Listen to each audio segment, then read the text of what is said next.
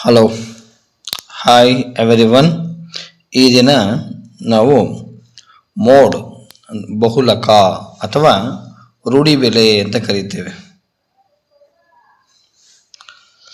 ಇದನ್ನು ಕಂಟಿನ್ಯೂಸ್ ಸೀರೀಸಲ್ಲಿ ಇವತ್ತು ಕಲ್ತ್ಕೊಳ್ಳೋಣ. ಓಕೆನಾ?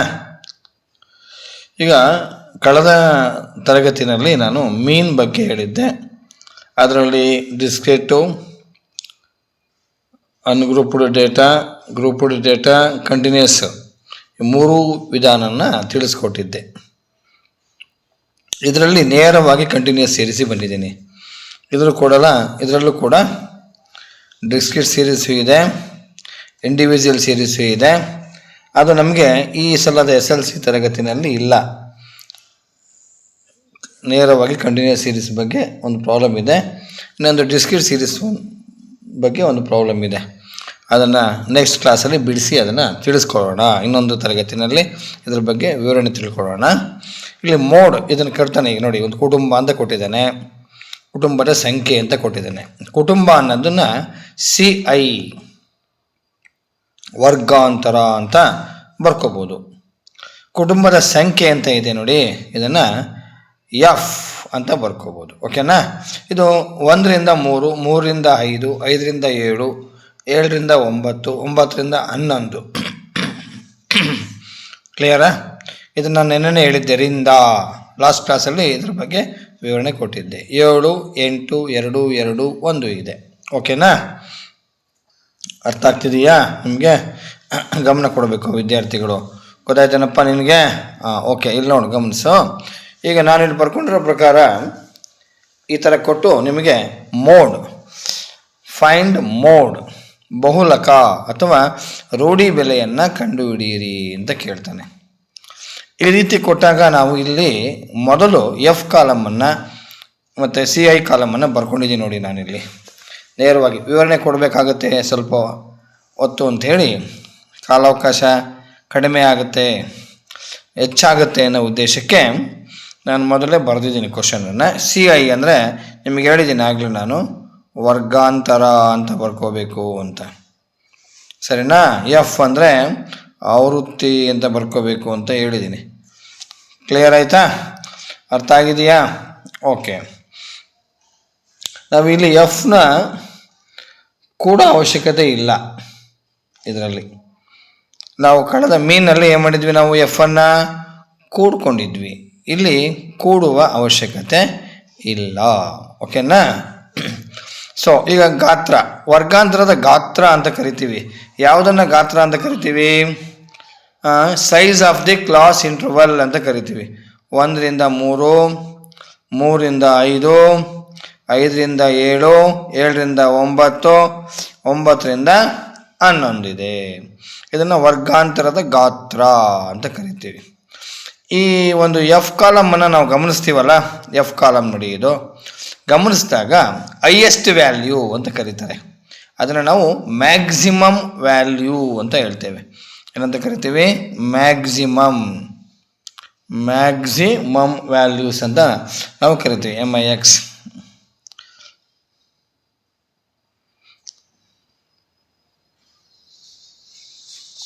ಏನಂತ ಕರಿತೀವಿ? ಮ್ಯಾಕ್ಸಿಮಮ್ ವ್ಯಾಲ್ಯೂವನ್ನು ನಾವು ನೋಡ್ಕೋಬೇಕು. ಇದರಲ್ಲಿ ಮ್ಯಾಕ್ಸಿಮಮ್ ವ್ಯಾಲ್ಯೂ ಯಾವುದಿದೆ ಗಮನಿಸಬೇಕು ನಾವು. ಸರಿನಾ? Maximum value. ಸರಿನಾ? ಇಲ್ಲಿ MUM ಬರೀಬೇಕು. ಓಕೆನಾ? ಈಗ ನೋಡಿ, ಇದರಲ್ಲಿ ಮ್ಯಾಕ್ಸಿಮಮ್ ವ್ಯಾಲ್ಯೂ ಯಾವುದು? 8 ಇದೆ ನೋಡಿ. ಮ್ಯಾಕ್ಸಿಮಮ್ ವ್ಯಾಲ್ಯೂ 8 ಇದೆ. ಅದರ ಕ್ಲಾಸ್ ಇಂಟರ್ವಲ್ಲು 3ರಿಂದ 5 ಇದೆ. ಅದು ಗಾತ್ರ. ಅದನ್ನು ನಾವು ವರ್ಗಾಂತರದ ಗಾತ್ರ ಅಂತ ಕರಿತೇವೆ.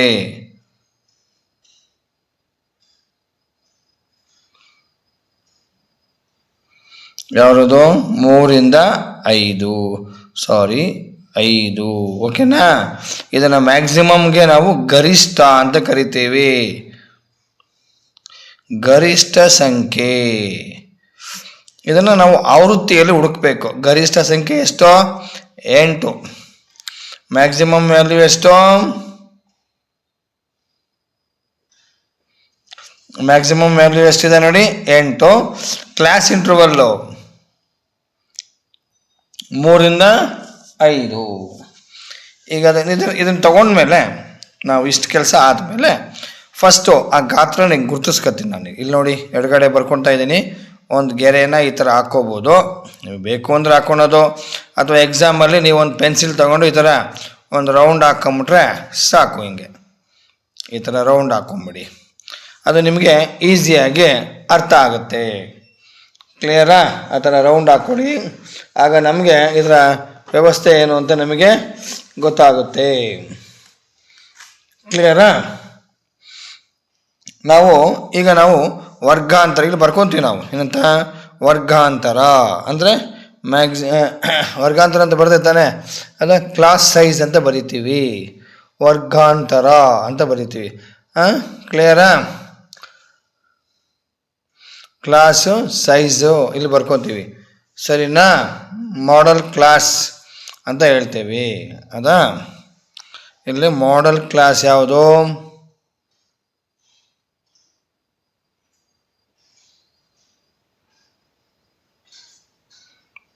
3 ರಿಂದ 5. ಕ್ಲಿಯರಾ? ಇದರಲ್ಲಿ F1 ಅಂತ ಬರೀತೀವಿ, ಇದೇ F1. 8 F1 ಅಂತ, ಹೌದಾ? ವರ್ಗಾಂತರದ ಆವೃತ್ತಿ ಅಂತ ಹೇಳ್ತಾರೆ ಇದನ್ನು ವರ್ಗಾಂತರ ಆವೃತ್ತಿ ಅಂತ ಬರಿತೀವಿ, F1. ಕ್ಲಿಯರ್ ಆಯ್ತಾ? ಅರ್ಥ ಆಗ್ತಿದೆಯಾ? ಸೊ ಇದರ ಹಿಂದಕ್ಕೆ ತಗೊಳ್ಳಿ, ಸರಿನಾ? ಅದು ಹಿಂದಕ್ಕೆ ತಗೊಂಡ್ರೆ ಅದು F0 ಅಂತ ಆಗುತ್ತೆ. ಯಾವುದು? ಇದರ ಹಿಂದಿನ ಸಂಖ್ಯೆ ಇದು F0, ಇದು F2. ಮುಂದಕ್ಕೆ ತಗೊಳ್ಳಿ, ಈಗ ನೋಡಿ ಹಿಂಗೆ ಬರ್ಕೊಂಬಿಟ್ರೆ ಸಾಕು ನೀವು ನೀಟಾಗಿ. F1 ನಮಗೆ ಮಾಡಲ್ ಕ್ಲಾಸ್ ಏನು ಬರುತ್ತೆ ಅದನ್ನು F1 ಅಂತ ತಗೊಳ್ಳಿ. ಅಂದರೆ ಗರಿಷ್ಠ ಸಂಖ್ಯೆ, ಮ್ಯಾಕ್ಸಿಮಮ್ ವ್ಯಾಲ್ಯೂನ ಹುಡುಕೋಬೇಕು ಇದರಲ್ಲಿ, ಯಾವುದು ಮ್ಯಾಕ್ಸಿಮಮ್ ವ್ಯಾಲ್ಯೂ ಅಂತ. ಅದನ್ನು ತಗೊಂಡು ಅದನ್ನು F1 ಎಂದು ತೀರ್ಮಾನ ಮಾಡ್ಕೊಳ್ಳಿ, ಗುರುತಿಸ್ಕೊಳ್ಳಿ. ಅದರ ಹಿಂದಕ್ಕೆ ಹೋಗಿ ಬ್ಯಾಕ್ ಹೋಗಿ F0 ಮಾಡ್ಕೊಳ್ಳಿ, ಅದರ ಮುಂದಕ್ಕೆ ಬನ್ನಿ F2 ಅಂತ ಮಾಡ್ಕೊಳ್ಳಿ. ಇಷ್ಟು ಸಾಕು ನಿಮಗೆ. F1 8 ಆಯಿತಾ? ಇಲ್ಲಿ F0 ಬರ್ಕೊಳ್ಳಿ 7 ಅಂತ. ನೆಕ್ಸ್ಟು F2 ಬರ್ಕೊಳ್ಳಿ, ಎಷ್ಟಿದೆ? F2 2 ಇದೆ, ಸರಿನಾ? ಇದರಲ್ಲಿ L ಅಂತ ಕರಿತೀವಿ, ಲೋಯರ್ ಲಿಮಿಟ್ ಅಂತ ಕರಿತೇವೆ, ಕೆಳಮಿತಿ. ಲೋಯರ್ ಲಿಮಿಟ್ ಅಂತ ಕರಿತೀವಿ, ಅದು ಕೆಳಮಿತಿ ಅಂತ ಕರಿತೀವಿ. ಕೆಳಮಿತಿ ಅಂದರೆ ನೋಡಿ ಇದು 3, L 3 ಇದೆ. ಕ್ಲಿಯರ್ ಆಯಿತಾ? ಅರ್ಥ ಆಯ್ತಾ? ಐಡಿಯಾ ಸಿಕ್ಕಿದೆಯಾ ನಿಮಗೆ? ಕೆಳಮಿತಿ ನಮಗೆ ಅಷ್ಟು ಸಿಕ್ಕಿದೆ. ಈಗ ನಾವು ಇದಕ್ಕೆ ಸೂತ್ರ ಹಾಕಬೇಕು. ಬಹುಲಕಕ್ಕೆ ಬಹುಲಕ ರೂಢಿ ಬೆಲೆಗೆ ಸೂತ್ರನ ಬರೀತೀವಿ. ಏನಪ್ಪ ಸೂತ್ರ ಅಂದರೆ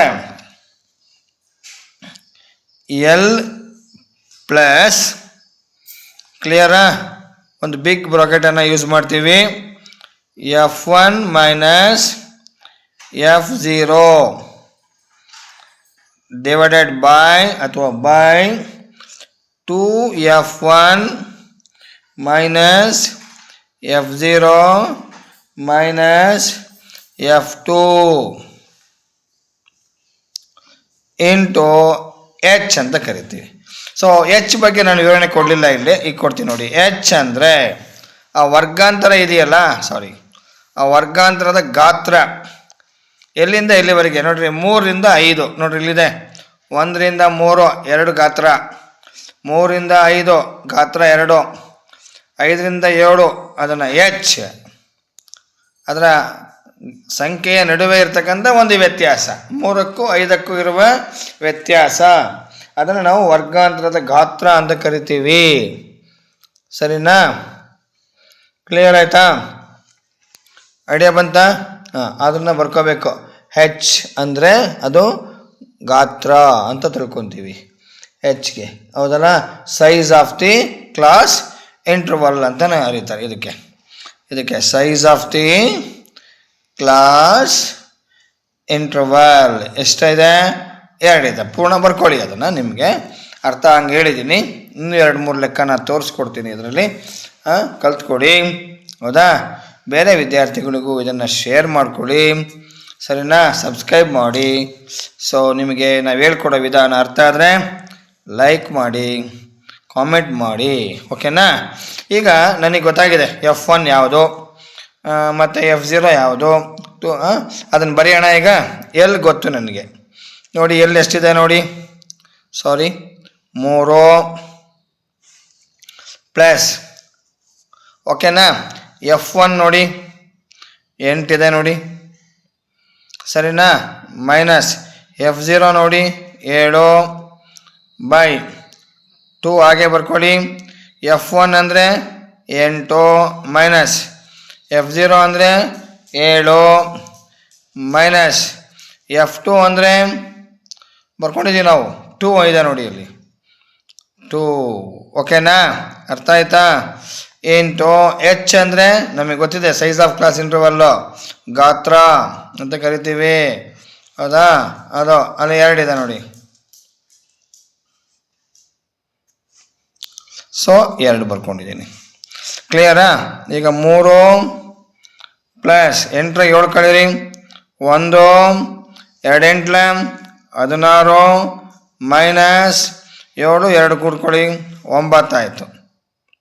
ಹಾಗೆ ಬ್ರಾಕೆಟನ್ನು ಕವರ್ ಮಾಡಿ ಇಂಟು 2 ಮಾಡಿಕೊಡಿ. ಈಗ ನೀವು 16ರಲ್ಲಿ 9 ಕಳೀರಿ, 9 ಪ್ಲಸ್ 7 16 ಆಗುತ್ತೆ. 3 ಪ್ಲಸ್ 8ಗೆ 7 ಕಳೆದಿದ್ದೆ, 1/7 ಆಯಿತು, ಓಕೆನಾ? ಇಂಟು 2. ಈಗ 2ರಿಂದ ಗುಣಿಸಿ, ಇದನ್ನು ಈ ಕಡೆ ಪಕ್ಕದಲ್ಲಿ ಬರ್ಕೋತಿದ್ದೀವಿ ನೋಡಿ. 3 ಪ್ಲಸ್ 2 2/7 ಆಯಿತು. ಈಗ 7ರಿಂದ 2 ಹೊಡೆಯೋಕ್ಕಾಗಲ್ಲ, ಭಾಗಾಕಾರ ಮಾಡೋಕ್ಕಾಗಲ್ಲ. ಆಗ ನಾವು ಮೊದಲೇ ಪಾಯಿಂಟ್ ಇಡಬೇಕಿಲ್ಲಿ. ಪಾಯಿಂಟ್ ಇಟ್ಟರೆ ಎಡಗಡೆ 0, 20 ಆಗುತ್ತೆ. ಇದು 7 2 14, 7 3 21, 2 14, 6 ಉಳಿಯುತ್ತೆ. ಪಾಯಿಂಟ್ ಇರೋದ್ರಿಂದ 0 60 ಆಗುತ್ತೆ. 7 8 56 ಆಗುತ್ತೆ, 56 ಆಯಿತು. ಮತ್ತು 4 ಉಳಿಯುತ್ತೆ, 4 ಉಳಿಯುತ್ತೆ, 40 ಆಯಿತು. ಆಮೇಲೆ 7 6 42, 7 5 35, ಈ ಥರ ತಗೊಳ್ಳಿ. 5 ತಗೊತೀನಿ. ಕ್ಲಿಯರ್ ಆಯಿತಾ? ನೋಡಿ 7ರಿಂದ ಡಿವೈಡ್ ಮಾಡಿಕೊಂಡಾಗ 0.285 ಬಂದಿದೆ.